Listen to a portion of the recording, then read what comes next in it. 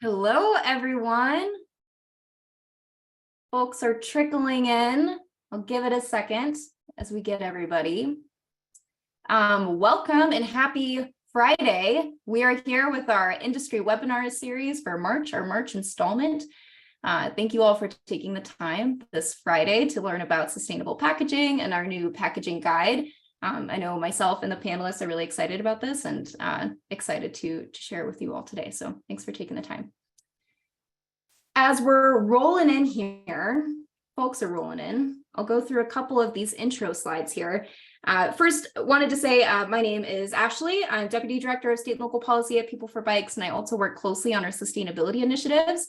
And I get to work with incredible people such as the ones you see on the screen here. So these folks, Chris van der Linden, Brooke Hopper, and Addison Six is joining us today as panelists to help present our sustainable packaging guide. These folks have helped so dearly with the creation of this guide, its content, getting across the finish line, helping be content experts and editors, and just so incredibly helpful throughout the whole completion and announcement of this guide. So I just want to say thank you at the top of the hour to these folks, as well as the rest of our sustainability working group members that have helped bring it across the finish line. So to go over our agenda for today, just so folks are all in the loop, I'm going to give a quick background on our sustainability working group that helped create this guide. And then we're going to go into the importance of sustainable packaging, an overview of the packaging guide itself. And then Addison is going to help us with some sustainable packaging best practices and some lessons learned from Trek. And then at the end of the 30 minutes, we'll go into Q&A for about 10 minutes. Just a reminder that this is recorded, so you do have access to this webinar after the fact on our industry webinar webpage. Oh, here we go. Okay, so just a little bit of information on the PeopleForBikes Sustainability Working Group. So this group has been in place for 3 years now, and the purpose of the group is to have industry members come together, PeopleForBikes industry members come together and work in collective action to achieve sustainability wins.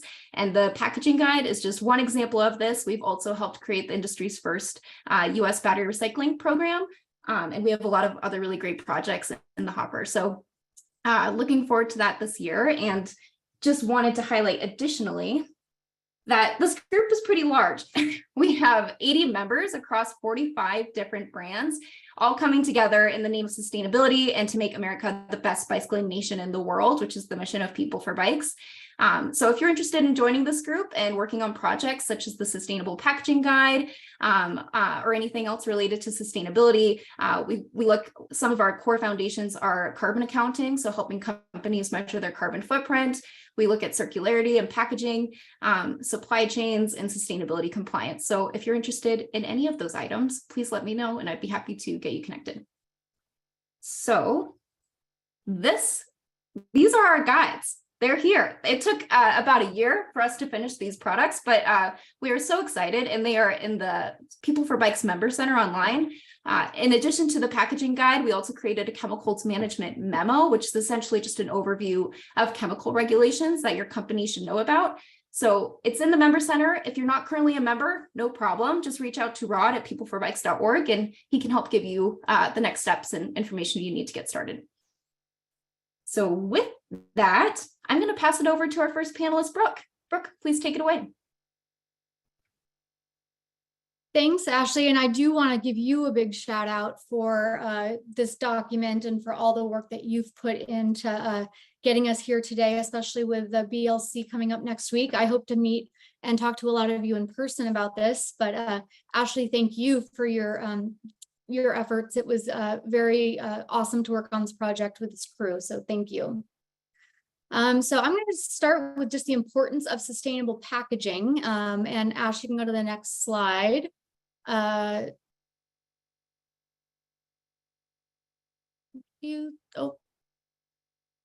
did I freeze? Did Ashley freeze? Can you guys hear me? I can hear you, Brooke. Okay, I'm still seeing that first slide.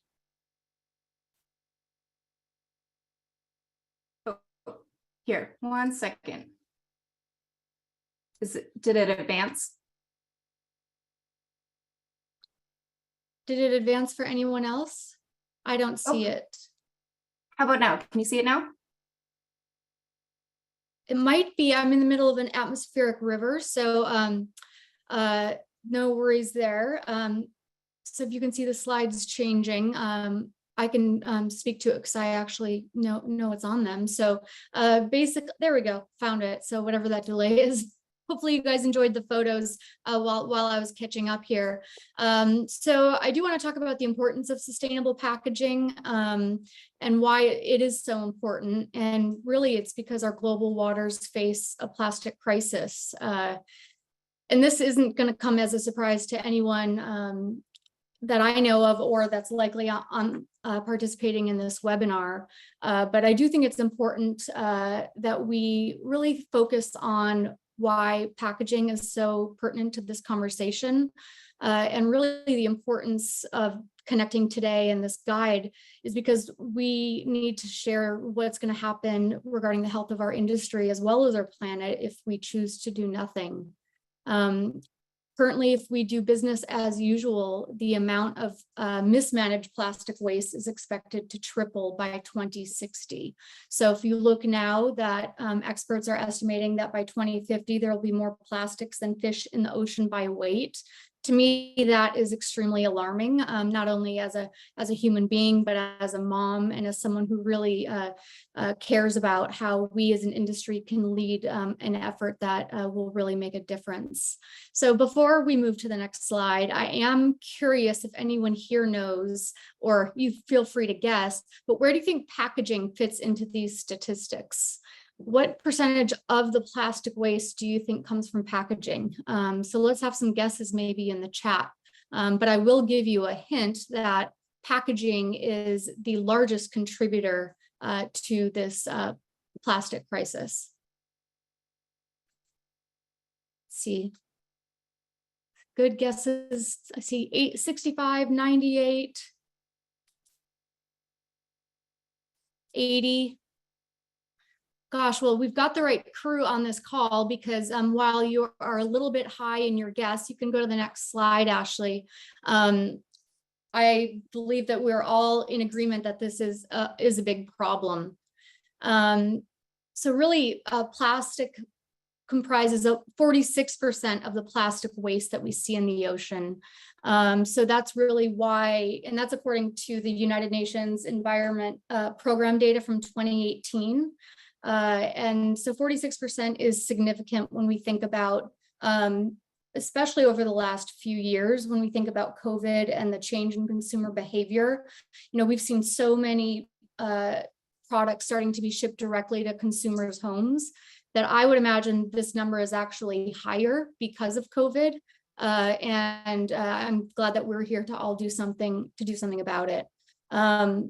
We're also seeing that consumers are overwhelmed by all of, they're overwhelmed and unsure of what to do with the packaging that comes into their homes. And really, if we think about what happens if we as an industry choose to do nothing, it's going to be the amount of mismanaged plastics would triple by 2060. So this is something that we're all here to work together to really see change.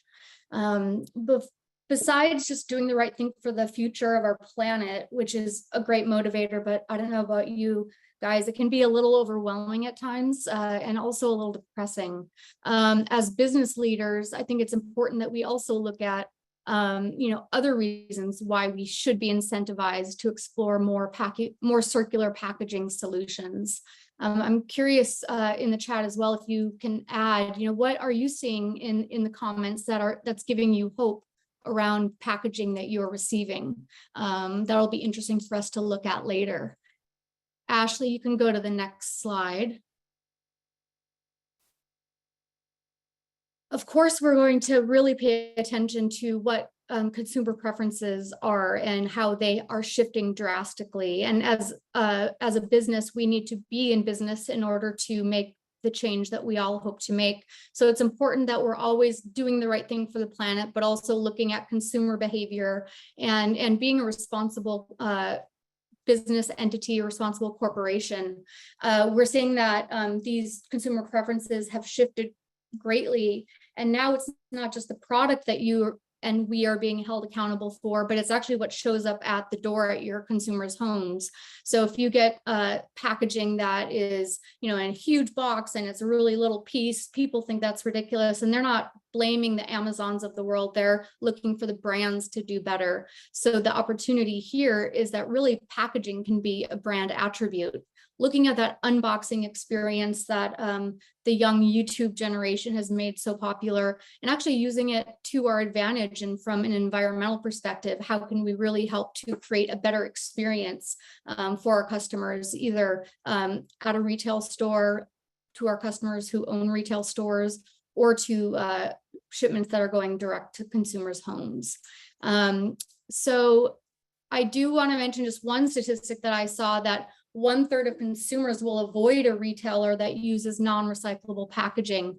So really, we're seeing consumers driving this behavior. We're also seeing, everyday people who just don't know what to do with the packaging that comes to their home. So all of us can work together to really make a shift that can have a big difference on this plastics crisis that we chatted about earlier in my slides. Last but not least, I just want to share with you our resource hub on the next page. There's a lot of other reasons to look at more circular packaging solutions and fiber-based options, as you'll see within this packaging guideline. EPR and legislation is a really big component of what we're doing to future-proof the packaging that we're working on with our customers. So feel free to visit our website and our resource hub and lean in on sort of our experts. We know that in the bike industry, you probably have like 3 full-time jobs each. So let us help you on the packaging side. Our website is anewearthproject.com, and Ashley will share all of our contacts, and you can reach out directly. So I will then pass it on over to the next speaker. Thank you, guys. Thanks, Brooke. My name is Chris Vanderlinden, and I've been in the bike industry for 18 years. I'm a designer and a sustainable packaging consultant. And I worked with PeopleForBikes to write this packaging guide. My approach to the guide was drawing from my own perspective as a lone designer, and then as part of a dedicated team, just a packaging team at Trek with Addison. And I approached it from those different perspectives because I felt like there was this piece missing to help those lone designers, and also the big teams, just to guide them in the right direction. So what is in the guide?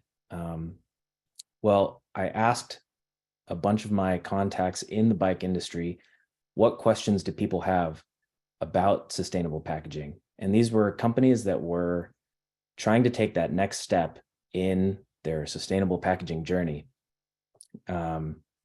So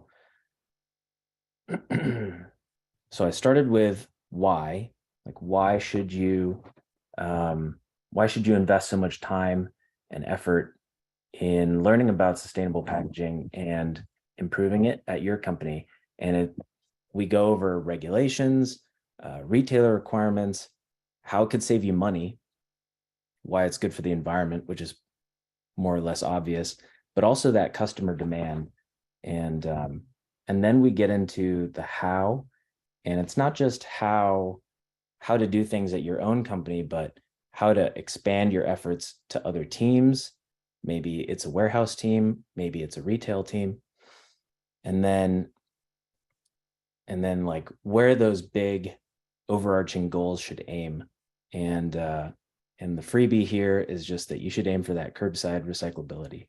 And I know Brooke and A New Earth Project, they all agree on that one. So that's just a brief overview of what's in the guide.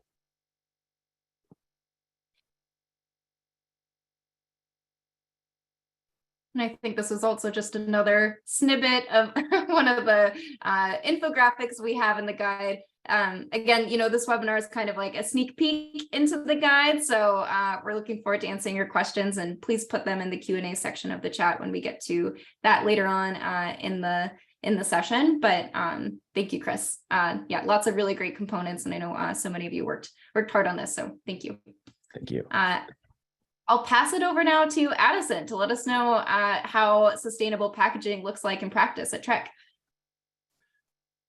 Thanks.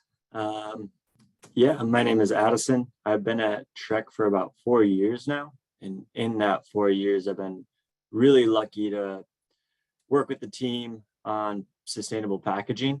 At Trek, it's an initiative really started by our executives with a lot of support. So with that support and time to work on it, I've been really lucky to learn a lot, and I'm hoping to share some of that. So we could go to the first lesson on the next slide. The first lesson, honestly, is the best ideas come from the people working on it at the ground level. It's important to have a lot of support from leadership on these initiatives, which we're really lucky to have. But the initiatives with the most sustainable benefits and the least impact to the rest of the organization really came from ideas that we had just looking at our files, going through our warehouses. And the photo below is a really good example. On all of our packaging previously, we had a polypropylene laminate, and it served a lot of purposes that were great from a quality standpoint, really helped protect our packaging. But we learned that in the recycling process, it was a byproduct that would end up in landfills. And all credit to Chris, he got this started on our tube boxes, which was saving 8,000 pounds of plastic annually. After a lot of testing and trial and error, we expanded this initiative to all of our packaging, and getting rid of that polypropylene laminate saved 94,000 pounds of plastic annually, which is a really simple change considering the impact it had on the percentage of plastic in our packaging that we removed. Next slide. Really important to test. Like when you're making packaging changes, you're impacting the protection of products.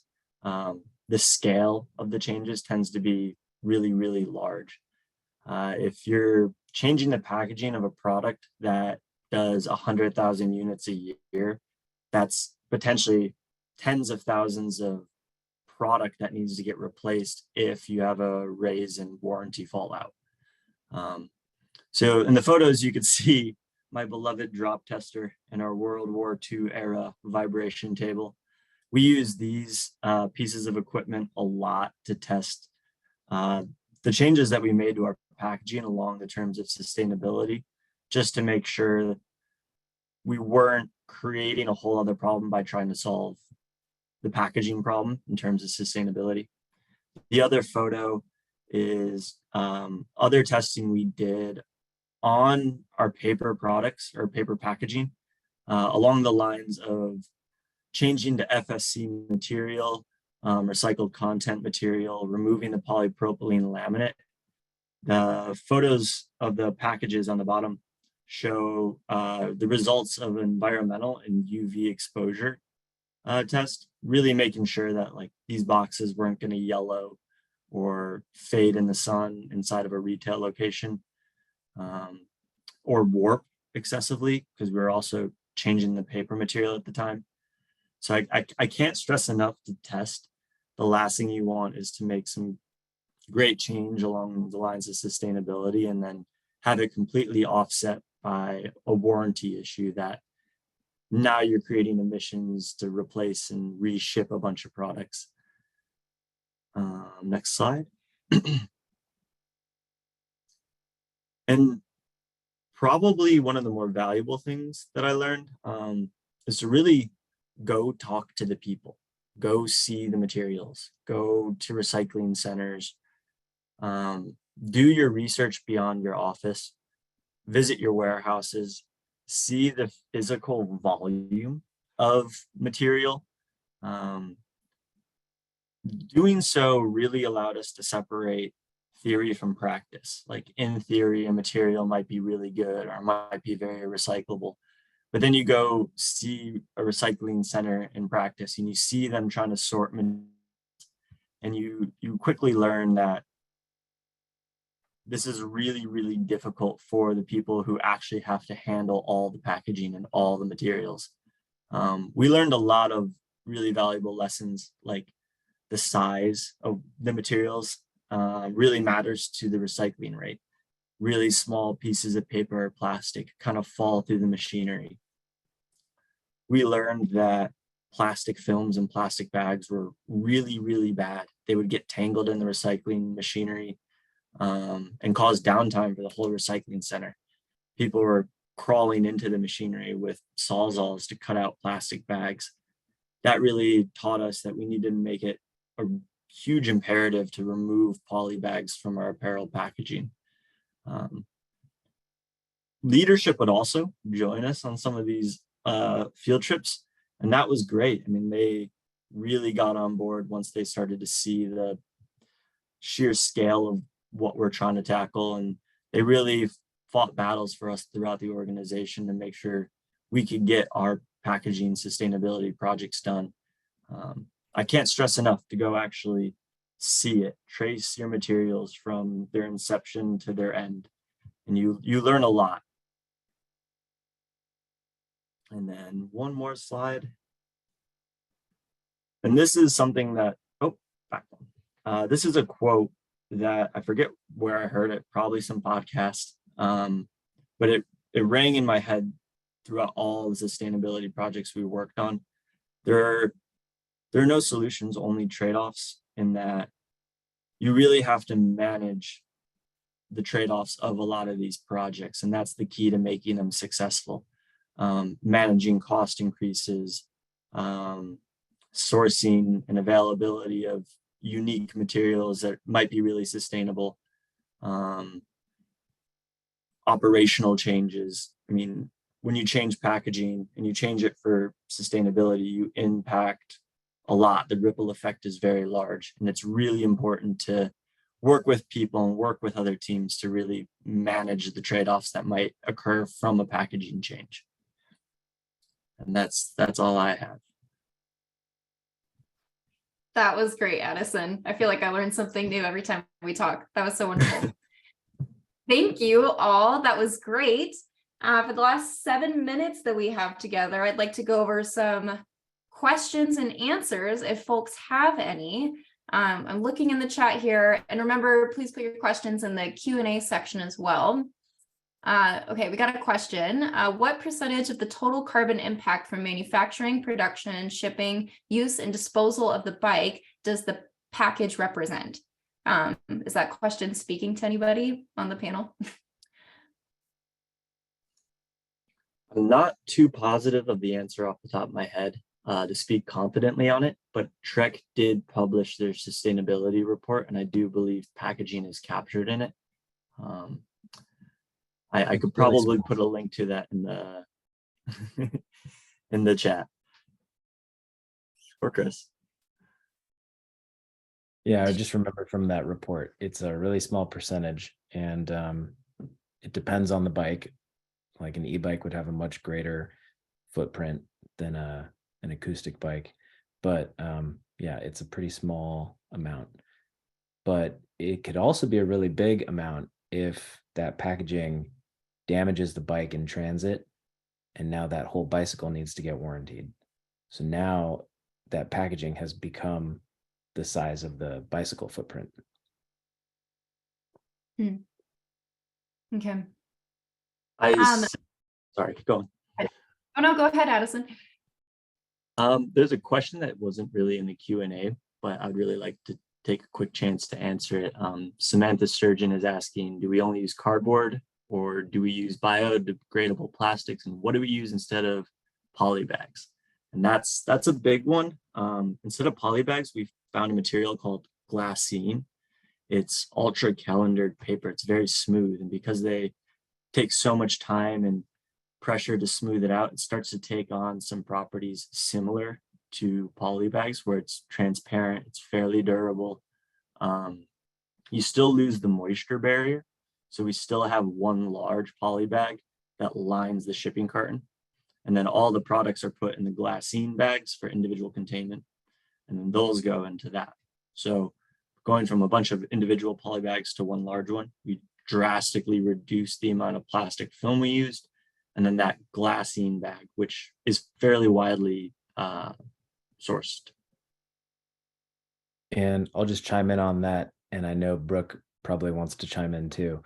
The amount of plastic you use can play a big difference. So if you really have to use it, maybe you can just use a thinner gauge film, or maybe you can just increase the recycled content that's in that bag. But really, like, dialing in the exact amount, no more than you need for plastic, is something that Brooke works pretty hard on. Yeah, thanks, Christian. And with the glassine paper, thanks for that note. I do think it's important that we really do look at bioplastics and sort of what we're being sold. We hear a lot of great sales pitches about how great some of these bioplastics are. But when you really look at the science, what it is, it's creating actually microscopic plastic that you can't even see. And when you think of what you're putting in your home soil, we really focus on working within the systems that we have. The recycling infrastructure in the US is challenged, but it does do some things very well. And to, all of our slides into what you'll see in this guide is we're leaning heavily into fiber-based solutions, which is paper, corrugated cardboard, glassine paper, things that can easily be curbside recyclable. One thing it's just worth noting that you get your, items in a flexible plastic poly bag, and it'll have the three arrows that looks like it's recyclable, but really it's return to store or industrial recyclable. Similarly, some of this bioplastic or compostable plastic is actually focused on, it has to be industrial composted. It's not like you can throw it into your loamy or throw it into your yard waste bin, depending on where you live. And so we really focus on curbside recyclability as that gold standard, because we as a country really do recycle that well. And you guys all know how bike boxes are very much coveted in bike shops and other places. So cardboard is something that we actually do want to recycle because it really is giving it that highest and best use.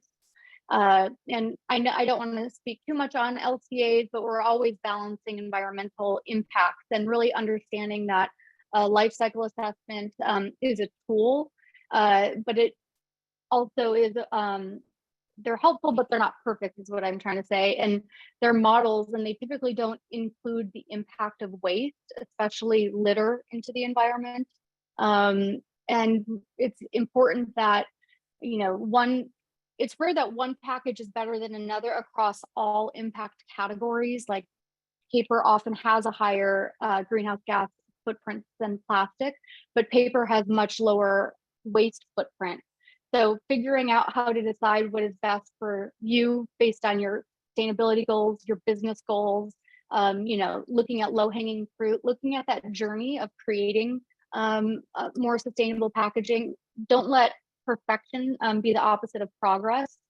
So we are here to kind of help people identify what are those best opportunities, as well as where can we start and how can we develop a plan to get to where you want to be. So thanks, Christian, for that great answer as well. It's a really important conversation that we're having. And I see another question that leads into, and it's about the plastic versus paper and carbon footprint that we go into in the sustainable packaging guide. So take a look in there. Yeah, sneak peek under the hood. Wow, so many great questions. I feel like we could have spent an hour just digging deep into plastics and zip ties. Maybe a webinar for another date. I put the contact information of our panelists, other folks that helped with the webinar. If you want to join the sustainability working group and work on projects like this collaboratively, contact me. And if you want that secret key to have access to the packaging guide, please email Rod and he can get you set up with membership information if you're not already a member. And big thank you to everybody who is one. That's our time for today. Short and sweet. Thank you again to the panelists. Thank you again to everybody that has helped with the guide. Please reach out if you do have any questions or would like to talk further. And we'll be sending out the webinar recording later today. So thank you all. I hope everybody has a great weekend. And I hope to see some of you at the BLC next week. Thank you. Thanks, everybody.